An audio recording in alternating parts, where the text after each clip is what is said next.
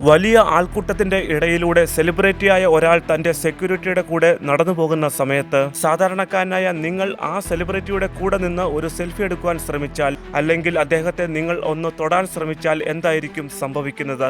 ആ സെലിബ്രിറ്റിയുടെ സെക്യൂരിറ്റി നിങ്ങളെ ശാരീരികമായി കൈകാര്യം ചെയ്യാൻ സാധ്യതയുണ്ട്.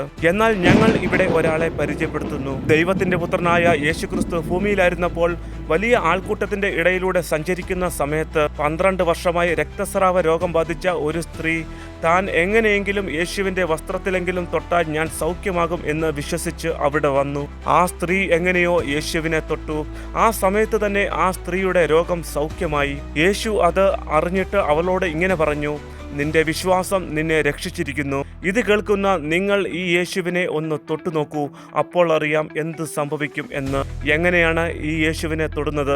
ദൈവത്തിന്റെ പുത്രനായ യേശുവിനെ വിശ്വസിച്ച് രക്ഷിതാവായി സ്വീകരിച്ചാൽ ഉറപ്പായും നിങ്ങൾ ജീവനുള്ള ദൈവത്തിന്റെ മഹത്വം കാണും.